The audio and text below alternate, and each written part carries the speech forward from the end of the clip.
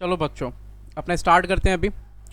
और आज ये डिविडेंड पॉलिसी का पहला क्लास है। डिविडेंड पॉलिसी बहुत ही इंपॉर्टेंट चैप्टर है एकदम। और इतना इंपॉर्टेंट चैप्टर है कि आप इसको अच्छे से पढ़ कर जाएंगे। और ये बहुत ही सिंपल सोवर चैप्टर है, लेकिन बहुत कॉम्प्लिकेटेड वे में ये आपके साथ बिहेव करता है समटाइम्स। तो हम लोग इसको ऐसे पढ़ेंगे ताकि आपको तकलीफ ना हो। ठीक है, टेंशन का बात नहीं है। आइए, सबसे पहले अपने जानते हैं कि डिविडेंड किसको बोलते हैं। सबसे पहला पॉइंट रहेगा कि डिविडेंड किसको बोलते हैं। डिविडेंड शब्द का मतलब है, डिविडेंड शब्द का मतलब है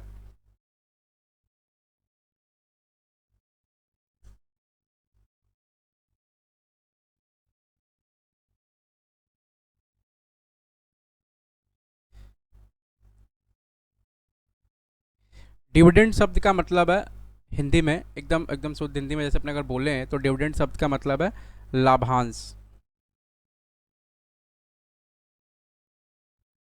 डिविडेंड शब्द का मतलब है लाभांश। और अगर अपने शुद्ध हिंदी में बोलें तो इसका मतलब होता है part of profit. Part of profit, right. इसका मतलब होता है पार्ट ऑफ प्रॉफिट। अच्छा, तो बेसिकली इसका डेफिनेशन क्या होगा डिविडेंड का, देखो जरा। डिविडेंड का डेफिनेशन रहेगा डिविडेंड इज, लिखेंगे dividend refers to dividend refers to yield or return. Dividend refers to yield or return.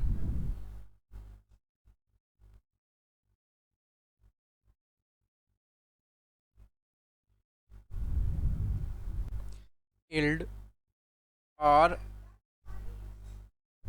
return on the capital invested. Dividend refers to yield or return on the capital invested by the shareholder. Capital invested on the capital invested by the shareholder.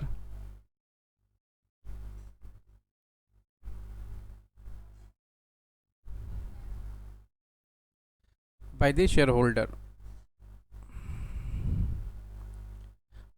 on shares. तो बोल रहा है कि ये जो dividend है वो क्या है, ये एक तरह का इल्ड है या फिर रिटर्न है। ये इल्ड है या फिर रिटर्न है, किस पर? शेयर्स पर। जो शेयर पर पैसा इन्वेस्ट किया है किसने? इन्वेस्टर लोगों ने। ठीक है, दूसरा पॉइंट, पॉइंट नंबर 2।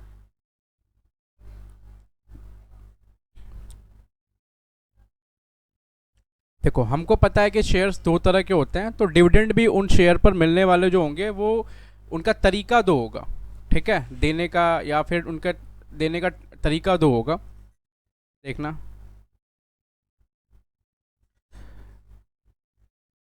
आप अपने इसको टाइप्स बोल सकते हैं, इसको टाइप्स बोल सकते हैं।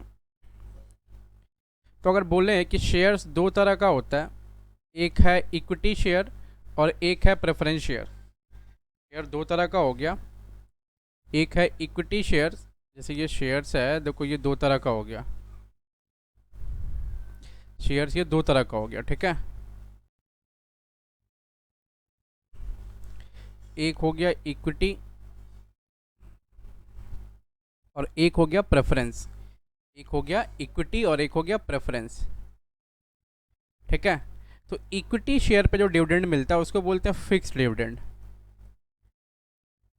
और सॉरी, इक्विटी शेयर पे जो डिविडेंड मिलता है उसको बोलते हैं अपने वेरिएबल डिविडेंड। इक्विटी शेयर पर मिलने वाले डिविडेंड को बोलते हैं वेरिएबल डिविडेंड। इक्विटी शेयर पर मिलने वाले डिविडेंड को बोलते हैं वेरिएबल डिविडेंड। और प्रेफरेंस शेयर पर मिलने वाले डिविडेंड को बोलते हैं फिक्स डिविडेंड। इक्विटी पर मिलने वाले डिविडेंड को बोलते हैं वेरिएबल डिविडेंड। और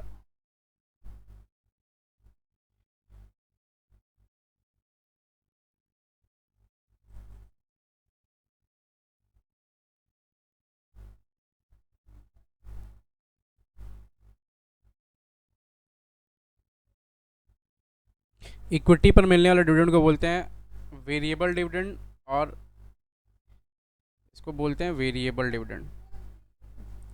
वेरिएबल डिविडेंड।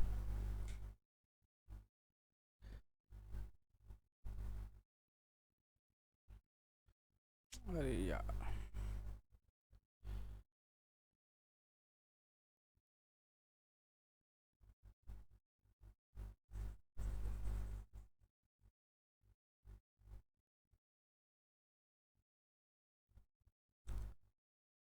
अच्छा 1 मिनट रुकना थोड़ा सा, कुछ सिस्टम में प्रॉब्लम हुआ है। ठीक है, चलो तो मूव करते हैं अपने फर्दर।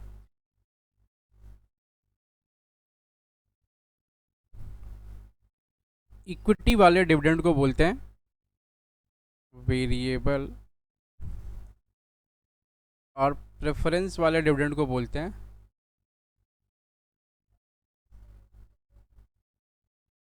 प्रेफरेंस वाले डिविडेंड को बोलते हैं अपने फिक्स्ड। प्रेफरेंस वाले को फिक्स्ड बोलते हैं। ठीक है, इक्विटी वाले को बोलते हैं वेरिएबल और प्रेफरेंस वाले को बोलते हैं फिक्स्ड। अब देखिए जरा, ये दोनों शेयर पे डिविडेंड होगा। इक्विटी वाले को 2 मिनट वेस्ट हो गया, सॉरी।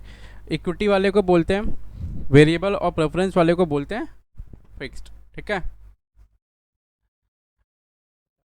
तो ये वेरिएबल क्यों बोलते हैं और फिक्स क्यों बोलते हैं? तो वेरिएबल बोलने का मतलब अगर प्रॉफिट हुआ तो डिविडेंड देंगे, और प्रॉफिट नहीं हुआ तो डिविडेंड नहीं देंगे। ठीक है, प्रॉफिट हुआ तो डिविडेंड देंगे और प्रॉफिट नहीं हुआ तो डिविडेंड नहीं देंगे। अब हमारे पास में पॉइंट नंबर 3 लिखना। Point number 3,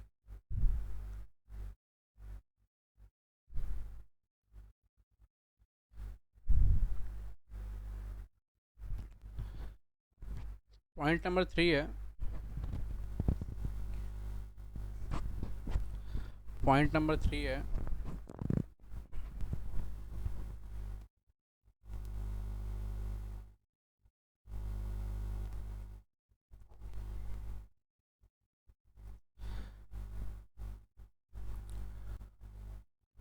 problem types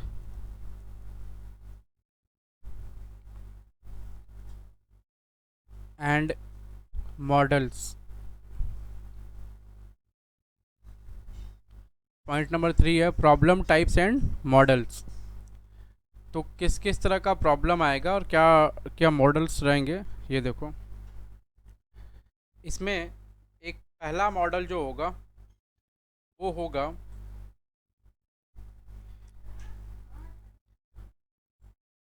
Walter model.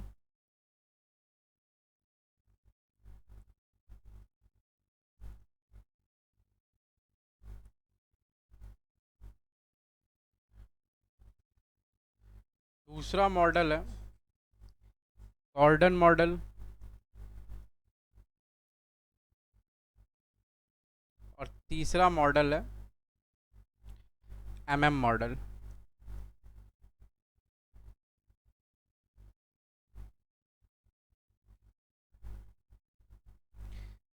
Model है एमएम मॉडल।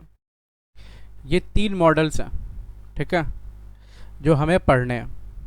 हम लोग एक एक करके ये मॉडल को आगे बढ़ाते हैं और देखते हैं कैसे क्या करना है। ठीक है, चलो तो हेडिंग डालेंगे और पहला मॉडल रहेगा वॉल्टर मॉडल।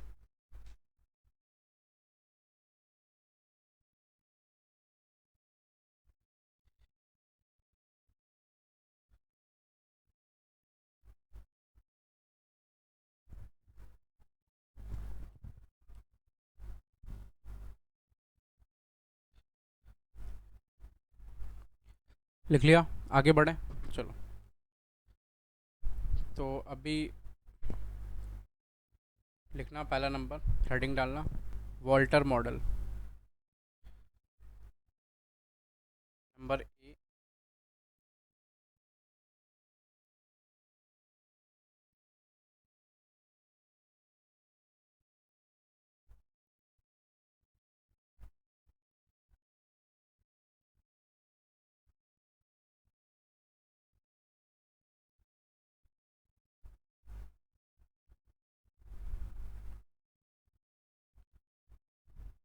ये वॉल्टर मॉडल है पहला नंबर। अब ये वॉल्टर मॉडल में क्या है, देखो जब भी ये क्या एक तरह का इकोनॉमिक मॉडल है, तो कोई भी इकोनॉमिक मॉडल जो होता है उसमें तीन चीज़ें होती हैं।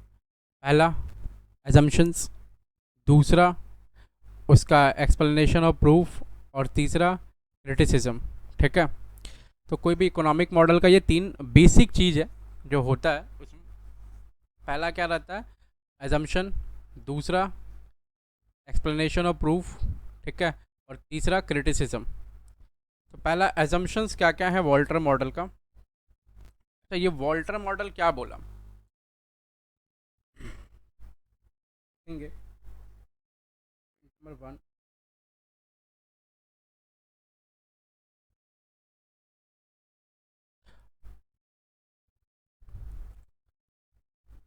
Walter model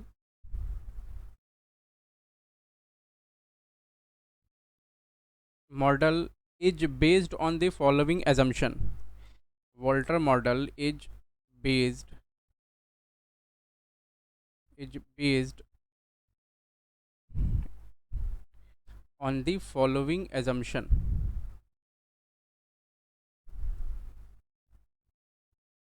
On the following assumption.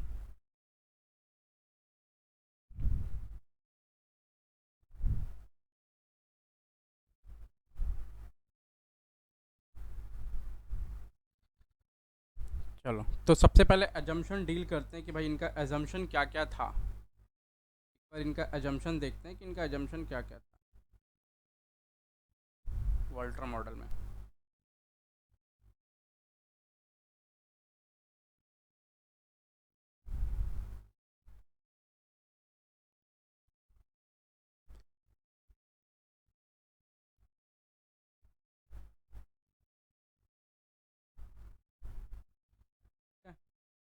Walter model का एक बार एजम्पशन देख लेते हैं।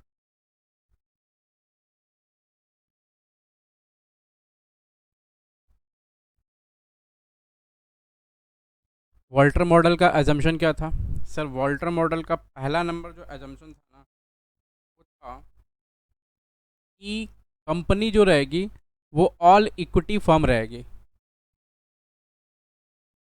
कंपनी जो रहेगी वो ऑल इक्विटी फर्म रहेगी। ऑल इक्विटी फर्म का मतलब नो डेट फाइनेंसिंग। ठीक है, पहला नंबर इनका एजम्पशन है कि कंपनी ऑल इक्विटी फर्म रहेगी और no debt financing. All equity firm, all equity firm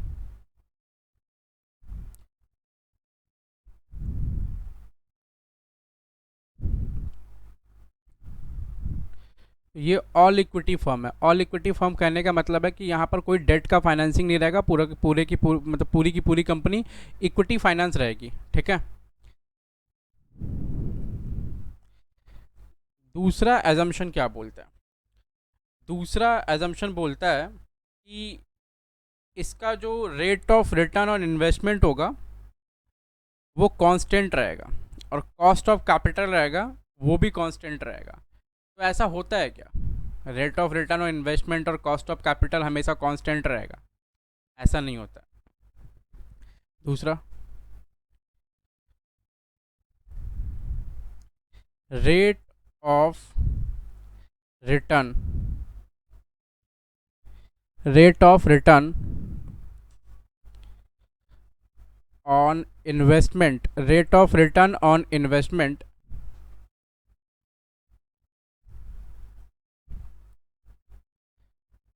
rate of return on investment जिसको बोलेंगे अपने small R, and cost of capital, cost of capital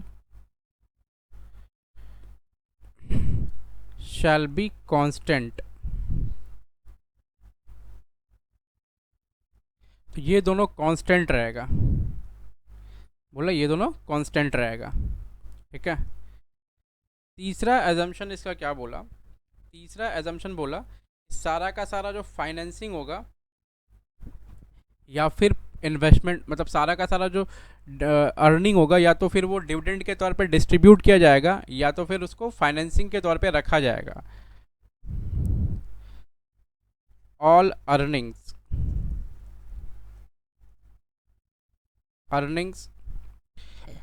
shall be all earnings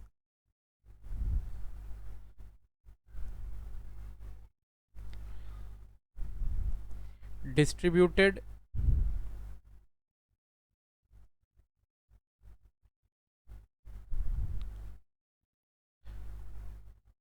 as a dividend, distributed as dividend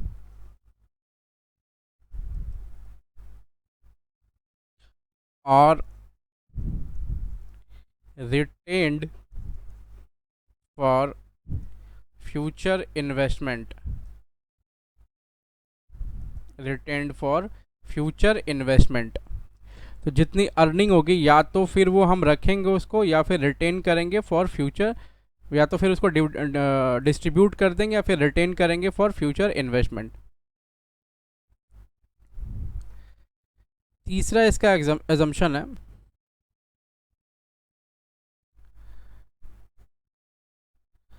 कि firm का जो life रहेगा वो infinite,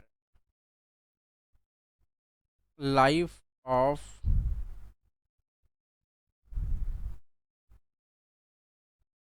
of firm shall be infinite.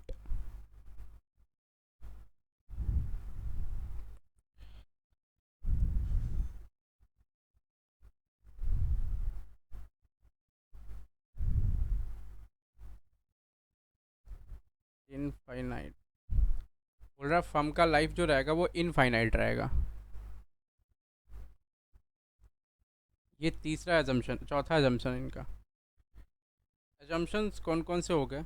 Assumptions हो गए कि भाई पहला ऑल इक्विटी फर्म रहेगा, दूसरा कांस्टेंट रहेगा आर, और कॉस्ट ऑफ कैपिटल जिसको हम लोग आर ही बोलते हैं, ठीक है, return, required rate of return. तो सारा अर्निंग या तो डिस्ट्रीब्यूट होगा या तो रिटेन्ड होगा, उसके बाद फर्म का लाइफ इनफाइनाइट रहेगा। तो ये इनका अजम्पशन है, ठीक है।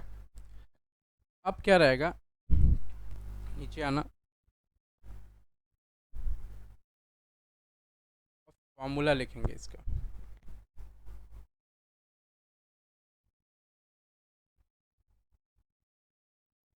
तो जो मॉडल है उसका फॉर्मूला क्या होगा?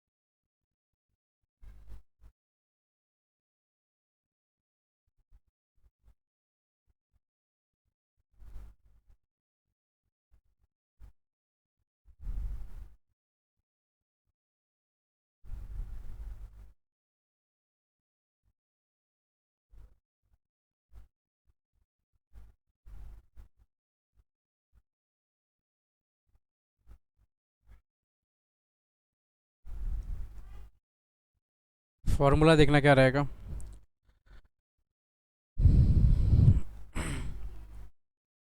ये जो मॉडल है इसका ऑब्जेक्टिव है, देखो हमारे पास में कोई भी जो इकोनॉमिक मॉडल होता है फाइनेंशियल मैनेजमेंट, या फाइनेंशियल मैनेजमेंट का अल्टीमेट ऑब्जेक्टिव क्या है?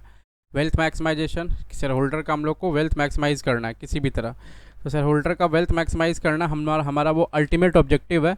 तो हम किसी भी तरह चाहेंगे कि market price of share increase हो, और मार्केट प्राइस ऑफ शेयर जैसे इंक्रीज़ होगा शेयर होल्डर का वेल्थ मैक्सिमाइजेशन अपने आप होना चालू हो जाएगा, ठीक है। तो फॉर्मूला में अपने को basically market price of shares find out करना पड़ता है, P0 जिसको बोलते हैं। देखो पहले मैं फॉर्मूला लिख देता हूँ, P0 equal two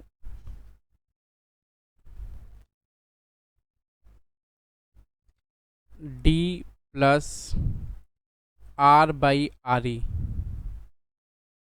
into E minus D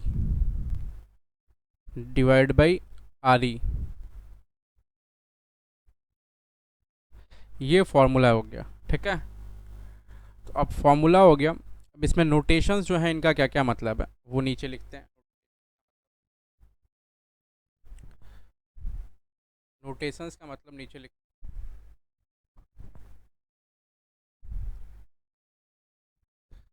देखो जरा, P0 equal to current market price, P0 equal to market price, P0 equal to market price of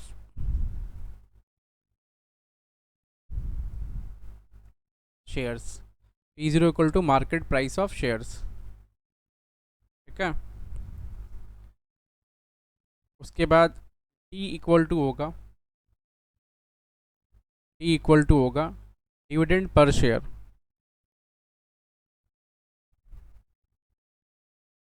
dividend per share,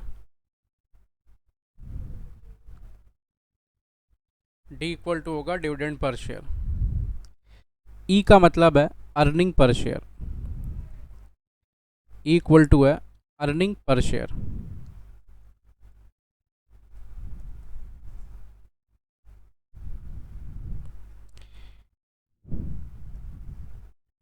E का मतलब है अर्निंग पर शेयर।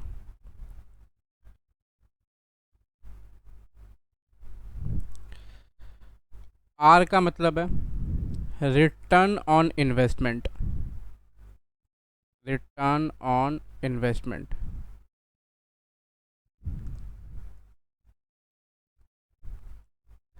आर का मतलब है return on investment. R E का मतलब है कॉस्ट ऑफ कैपिटल या फिर required,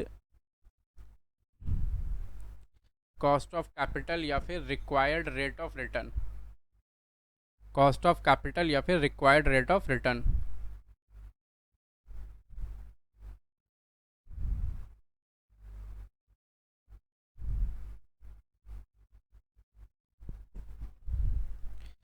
required rate of return,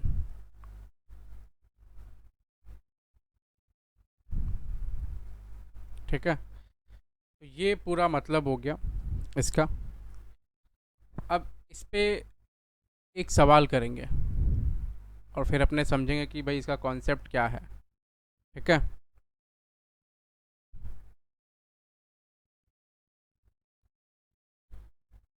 तो प्रॉब्लम हमारे पास शायद होगा, पर हम देखते हैं ज़रा बुक में कि प्रॉब्लम हमारे पास है कि नहीं है।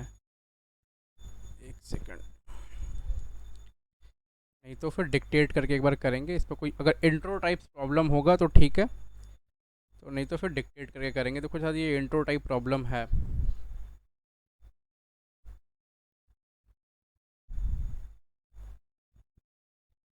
ये प्रॉब्लम नंबर 1।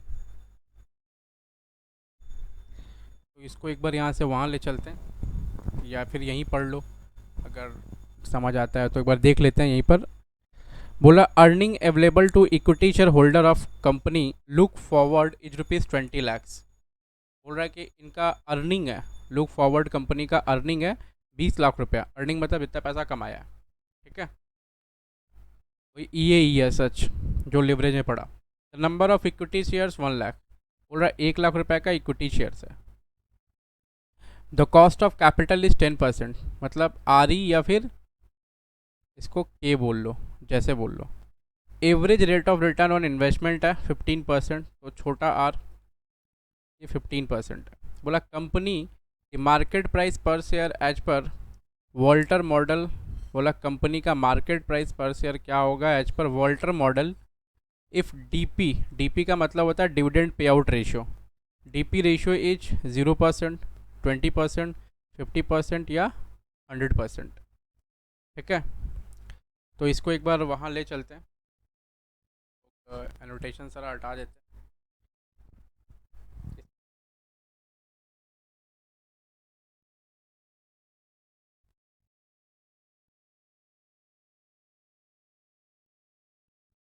चलो,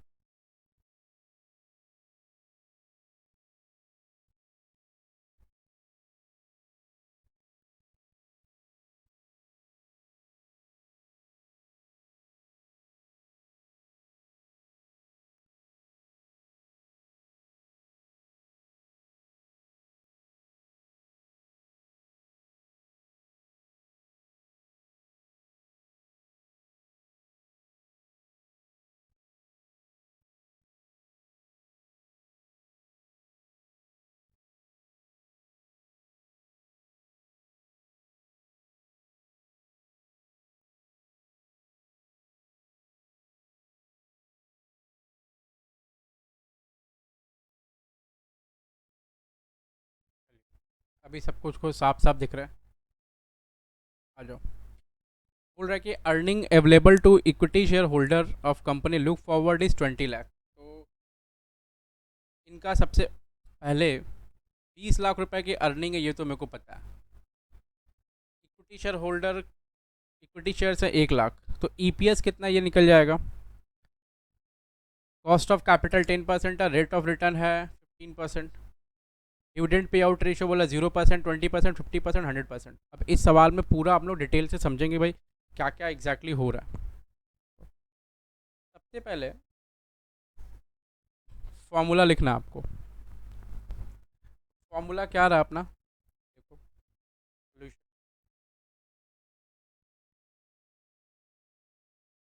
पहले अपने को फॉर्मूला लिखना है। फॉर्मूला हमारा क्या है वो देखो ज़रा। फॉर्मूला है P0 equals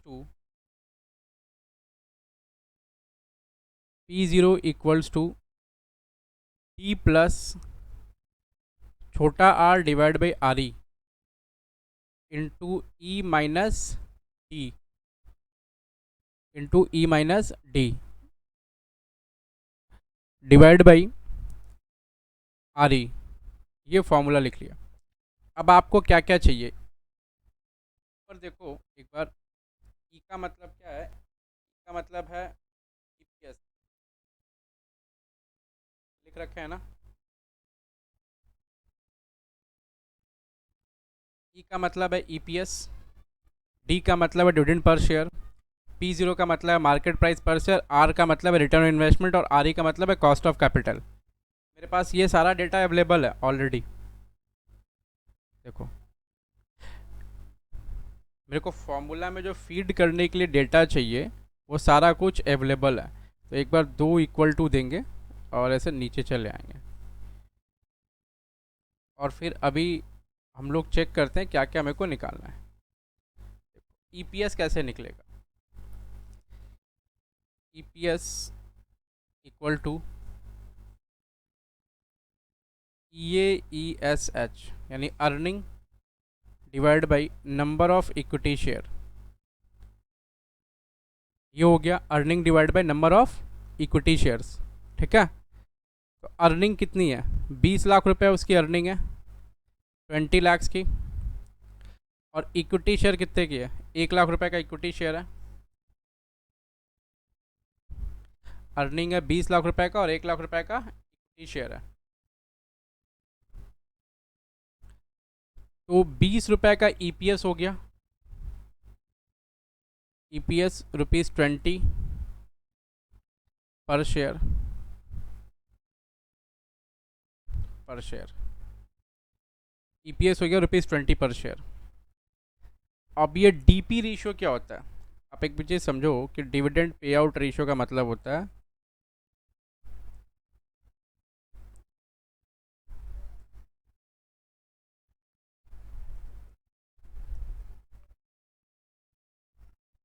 dividend pay out ratio क्या मतलब।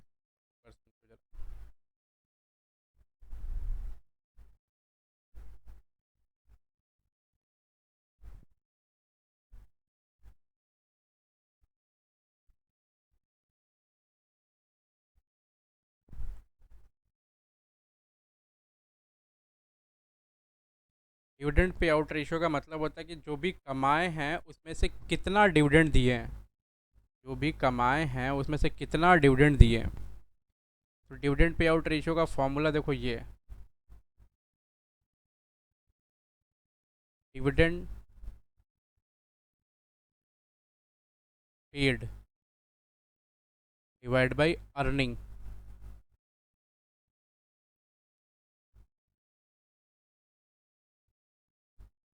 तो जितना भी कमाए हैं अगर उसमें से कुछ परसेंटेज दे दिए तो वो कहलाता है पे आउट, और जो बच गया उसको बोलते हैं रिटेन्ड अर्निंग।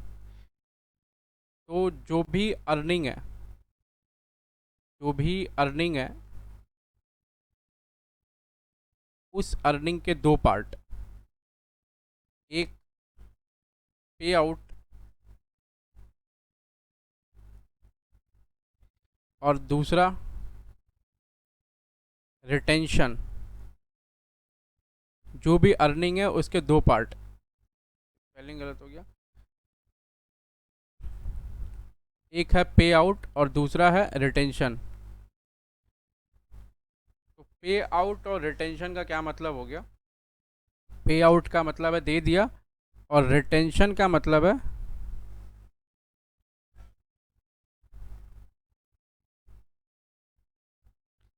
रख लिया।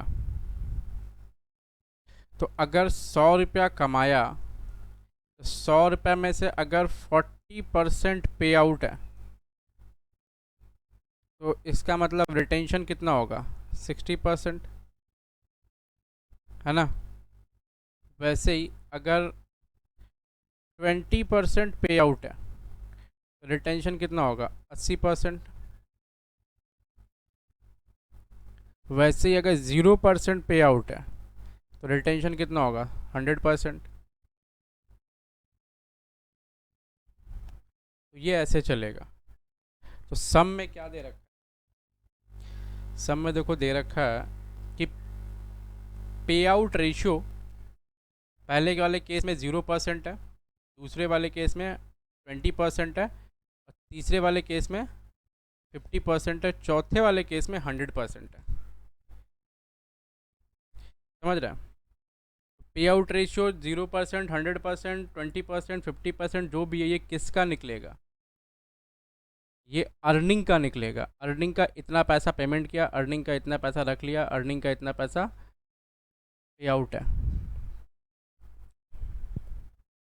तो ये फॉर्मूला रहा। और फॉर्मूला में अभी केस नंबर 1, ये केस 1 है। आप ऐसा जगह नहीं होगा, हम पहले नहीं लिखे। तो केस 1, पे आउट इज 0%। पे आउट अगर 0% है इसका मतलब क्या है, पे आउट 0% है तो डिविडेंड क्या होगा, ज़ीरो। पे आउट अगर 0% और डिविडेंड ज़ीरो होगा तो सारा का सारा पैसा क्या कर लिया, रख लिया। ठीक है। हाँ, एक बार ऐसे लिख देते हैं रफली, आपको समझ आएगा। केस 1 का ही बात चल रहा है तो अगर इसको रफली भी क्या नीचे में ही लिख देते हैं।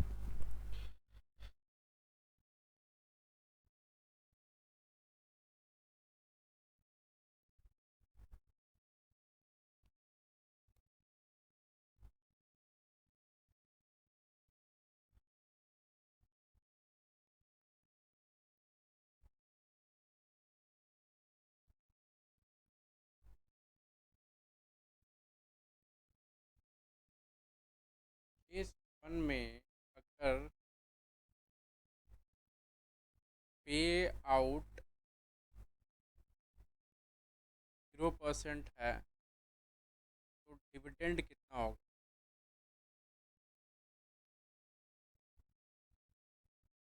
पे आउट 0% है तो डिविडेंड होगा, अर्निंग का 0% दे रहे हैं उसको। अर्निंग है 20 और 20 का 0% कितना होगा, अर्निंग 20 है, 20 का 0% 0, तो डिविडेंड क्या हो गया, 0।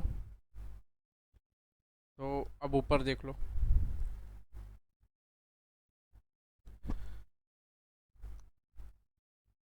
यहाँ डिविडेंड हो गया 0, आर कितना है, रिटर्न ऑन इन्वेस्टमेंट है 10%, मतलब 0.10।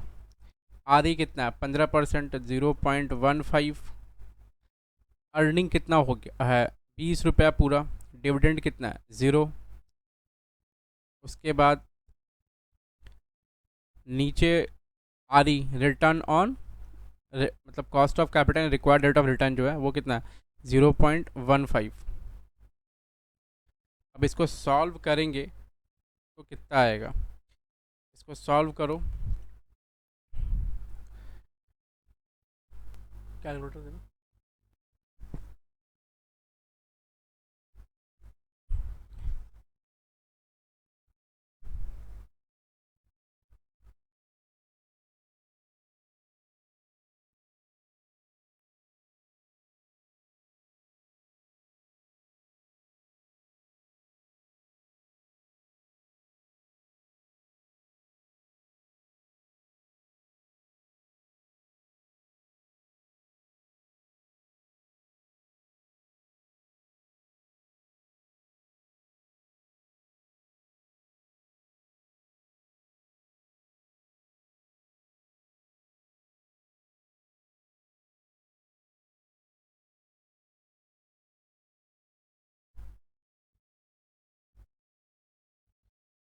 तो अभी हम लोग कैलकुलेट करते हैं, तो कैलकुलेट करके कितना आया देखना ज़रा। कैलकुलेट करके आएगा 0.1। सबसे पहले यहाँ से स्टार्ट करना है, एकदम यहाँ से पॉइंट 0.10 डिवाइडेड बाई 0.15 इंटू 20। सब पहले इसको तोड़ लेंगे, इसको तोड़ कर रखेंगे, उसको इससे मल्टीप्लाई करना है। कितना 13.33। 13.33 को 0.15 से डिवाइड करेंगे तो आएगा 88.88। 88.88 आ रहा है। चेक करो 88.88 आपका भी आ रहा है कि नहीं आ रहा है।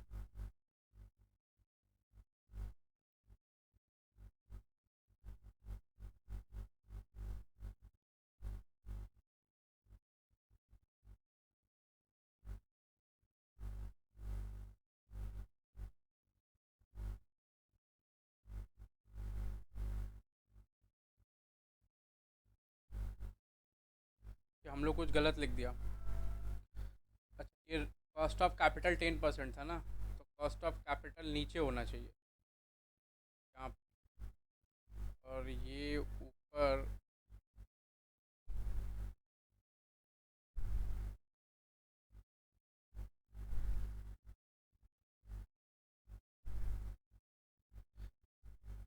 फाइव।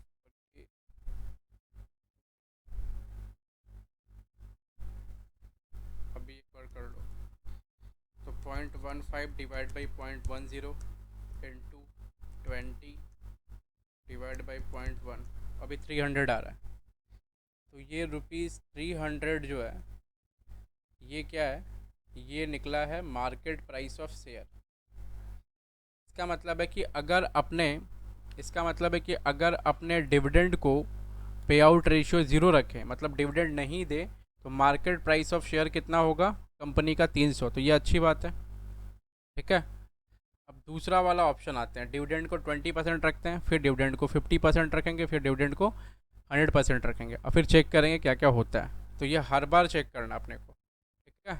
आइए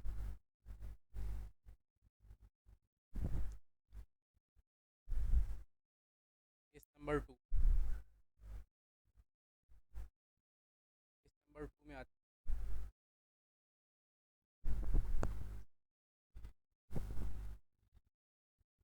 केस नंबर 2, केस 2 में देखना ज़रा। केस 2 में डीपी रेशियो कितना है, डीपी रेशियो है 20%। तो डिविडेंड कितना होगा, डिविडेंड इक्वल टू अर्निंग 20 रुपया, और उसमें मल्टीप्लाई करेंगे 20% इक्वल टू ₹4। मतलब 4 रुपये की अर्निंग है, और सॉरी 20 रुपये की अर्निंग है, तो 4 रुपये डिविडेंड दे रहा है, 16 रुपये खुद रख रहा है, ठीक है। तो अब फटाफट फॉर्मूले में बिठा दो। P0 इक्वल टू, फॉर्मूला एकदम सिंपल है, क्या रहेगा? P0 equal to dividend plus R by R E into E minus D divide by R E. तो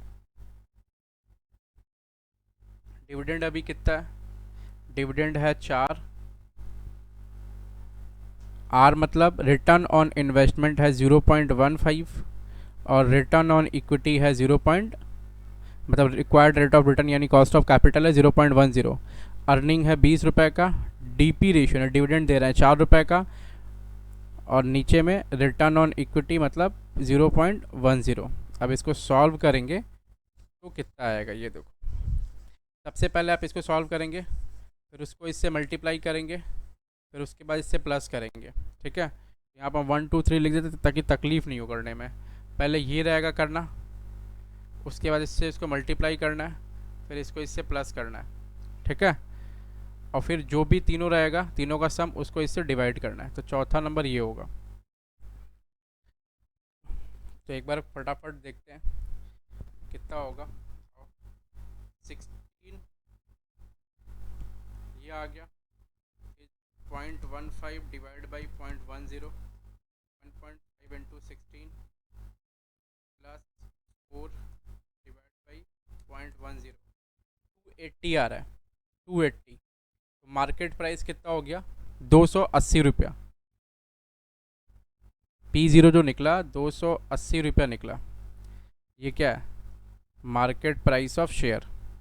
तो आप देख रहे हैं कि जैसे डिविडेंड थोड़ा सा देना शुरू किया तो मार्केट प्राइस ऑफ शेयर क्या हो गया? कम हो गया, घट गया एकदम। ठीक है, आ जाओ जरा। केस नंबर 3, घट गया, कम हो गया। केस नंबर 3, केस नंबर 3 में डीपी रेशियो कितना है? केस नंबर 3 में डीपी रेशियो है, केस 3 में डीपी रेशियो है, डीपी रेशियो केस 3 का डीपी रेशियो है 50%। तो बोला 50% है केस 3 का डीपी रेशियो। तो केस 3 का अगर डीपी रेशियो 50% है तो फिर डिविडेंड कितना होगा? डिविडेंड होगा, डिविडेंड इक्वल टू 20 रुपये का 50%, 20 रुपये का 50% यानी 10 रुपया। डिविडेंड कितना हो गया? 10 रुपया। और फॉर्मूले में बिठा लो फॉर्मूला फिर से, P0 इक्वल टू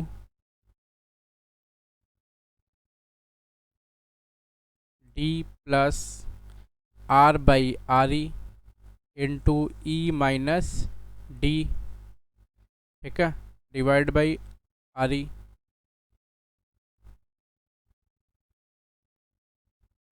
डी कितना इधर में? 10 रुपया डी है।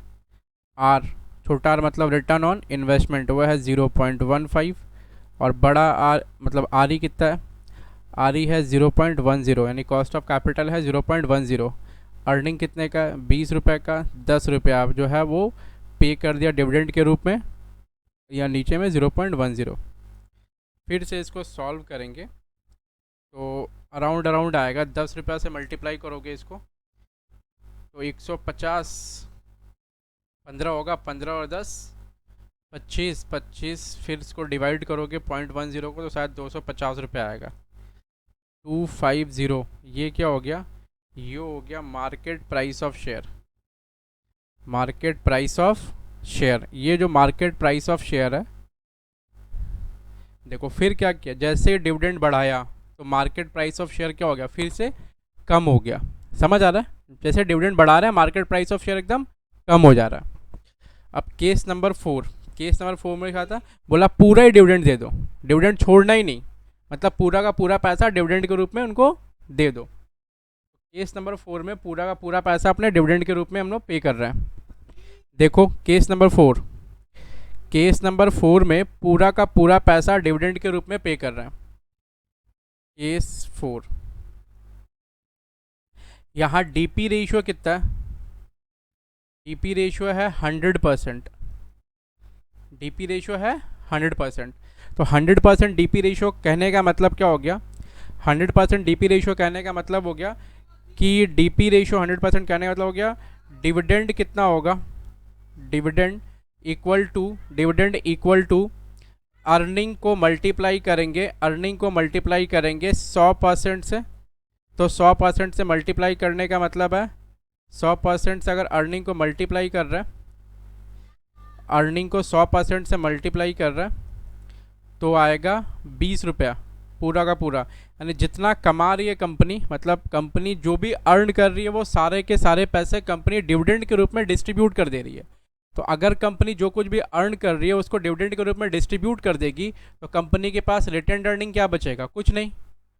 तो अब इस केस में कंपनी का मार्केट प्राइस ऑफ शेयर क्या होगा वो फाइंड आउट करना अपने को यहाँ पर, ठीक है। चलो तो फिर से एक बार वो फॉर्मूला लिखेंगे अपने P0 वाला।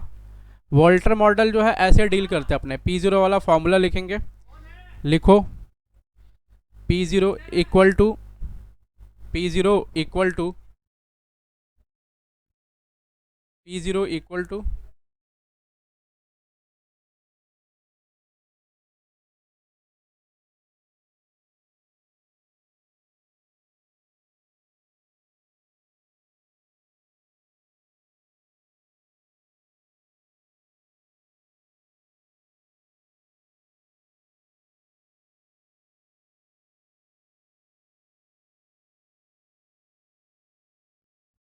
चलो तो एक बार फटाफट फॉर्मूला लिख लेते हैं। डी मतलब डिविडेंड पर शेयर, ठीक है। तो dividend per share D plus R by R E, D plus R by R E into E minus D plus R by R E into E minus D divided by R E, ठीक है। इसको थोड़ा नीचे लेकर आते हैं, ये tool है इसको थोड़ा नीचे लेकर आते हैं।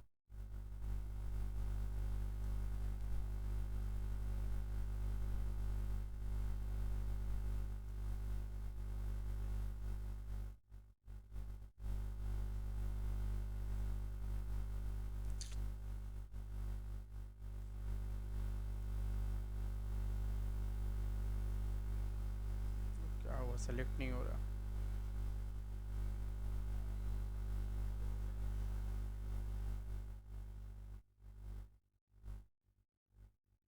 चलो तो अब फटाफट लिखना स्टार्ट करते हैं, देखना ज़रा। इक्वल टू अभी डिविडेंड कितना हो गया? पूरा का पूरा 20 रुपया, तो 20। ये कितना है? 0.15 डिवाइड बाई 0.10।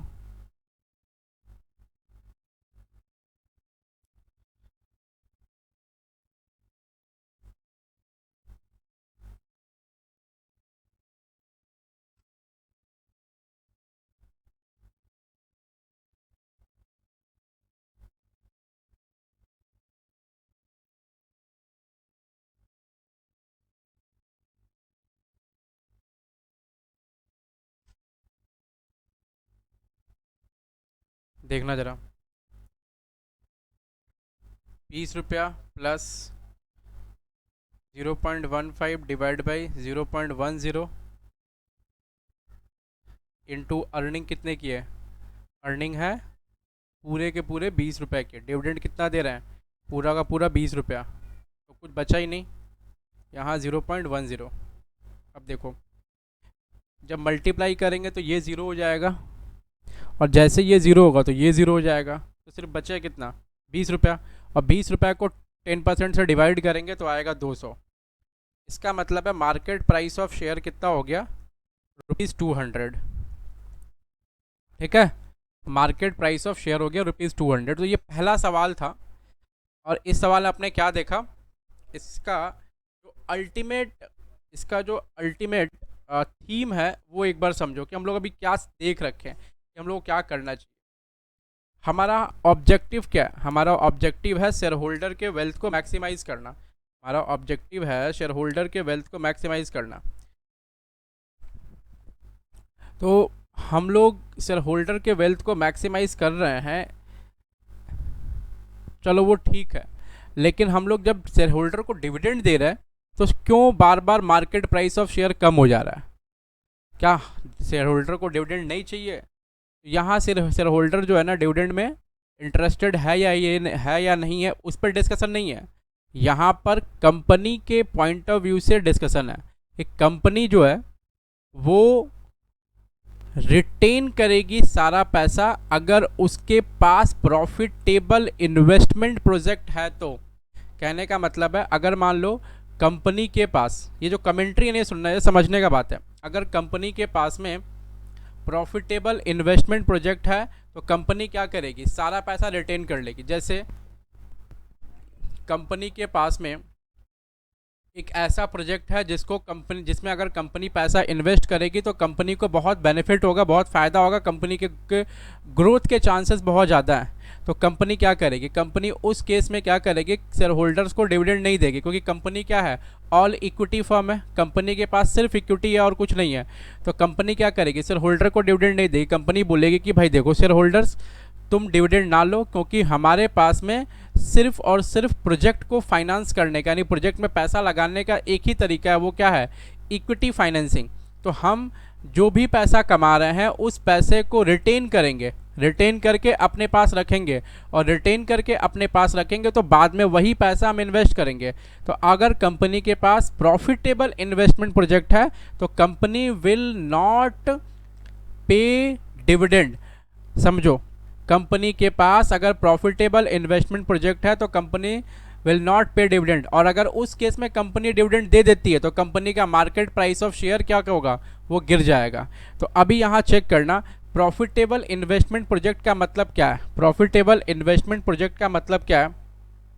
सर, मेरा जो भी प्रोजेक्ट है उस पर लगने वाला जो पैसा है उससे हाई रिटर्न मेरे को आएगा। से अगर हम 10 रुपया लगा रहे हैं तो मेरे को 15 रुपया आएगा रिटर्न के तौर पर। तो अगर 15 रुपया रिटर्न के तौर पर आता है, इसका मतलब क्या है? आपका जो प्रोजेक्ट है वो क्या है? बेनिफिशियल है, प्रोजेक्ट का एनपीवी पॉजिटिव है, प्रोजेक्ट बेनिफिशियल है, प्रोजेक्ट वायबल है। You should invest in that project. आपको डिविडेंड नहीं पे करना चाहिए। और अगर आप पैसे जो लगा रहे हैं, ऐसे 10 रुपये लगा रहे हैं और आपको रिटर्न आ रहा है 8% आ रहा, तो रिटर्न क्या है? नेगेटिव है। तो इसका मतलब है कि आप उस प्रोजेक्ट में इन्वेस्टमेंट ना करो, जो भी पैसा बच रहा है वो सारा का सारा पैसा डिविडेंड के तौर पर आप शेयर होल्डर्स को दे दो। शेयर होल्डर्स उससे खुश रहेंगे, क्योंकि जैसे आप पैसा लगाएंगे मार्केट प्राइस ऑफ शेयर गिर जाएगा, क्योंकि रिटर्न क्या है? नेगेटिव है। ठीक है, अच्छा, इसका मतलब क्या हो गया? कमेंट्री क्या है इसकी? देखो, कमेंट्री इसकी है,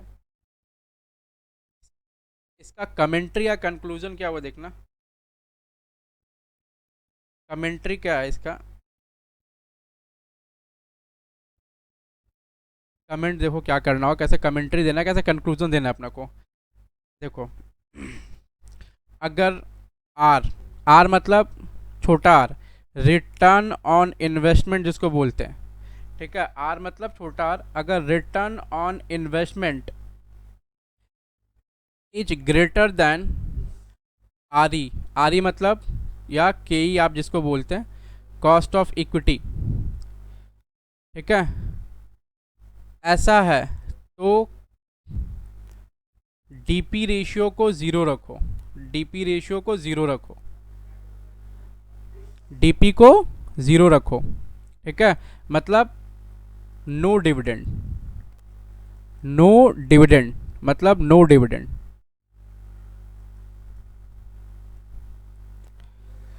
अगर मान लो, अगर मान लो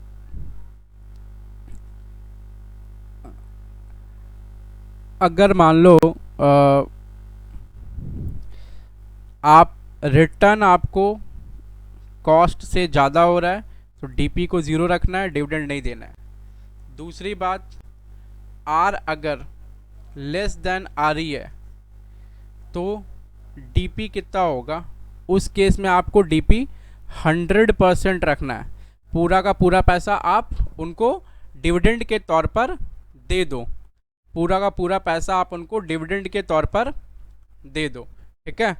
और अगर आपका आर आर ई के बराबर है, और अगर आपका आर आर ई के बराबर है तो इसका मतलब है कि आपको इसका मतलब है कि आपको डिविडेंड देना है या नहीं देना ये समझ नहीं आ रहा, तो आप क्या है, इनडिफरेंट है, इनडिफरेंट है।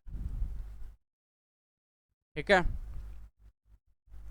तो ये तो इसका कंक्लूजन हो गया। तो आप देखेंगे कि हमारा यहाँ पर आर कितना है, हमारा यहाँ पर रिटर्न ऑन इन्वेस्टमेंट कितना है, हमारा यहाँ पर रिटर्न ऑन इन्वेस्टमेंट यानी आर कितना है, 0.15। हमारे पास रिटर्न ऑन इन्वेस्टमेंट है 0.15, और जो कि ग्रेटर देन है किससे, आर ई से। तो मेरे को डीपी कितना रखना चाहिए, 0। तो आप देखेंगे जब हमारा डीपी 0 था तो सबसे ज़्यादा मार्केट प्राइस ऑफ शेयर रहा है, यानी कितना, 300 रुपये। ऊपर आप देखेंगे 300 रुपये, देखो ये दिख रहा है ना आपको, 300 रुपये इस वन में, 300 रुपये। ठीक है, तो आपको समझ आ रहा है। ये पहला मॉडल था वॉल्टर मॉडल। ऐसे करके आपको 2 मॉडल और पढ़ने हैं।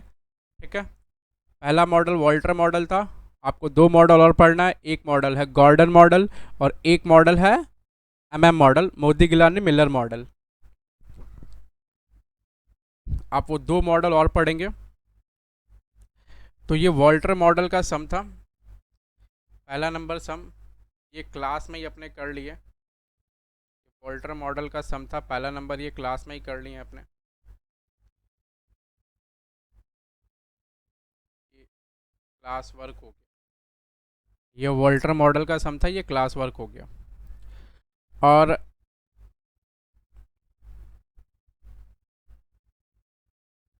आप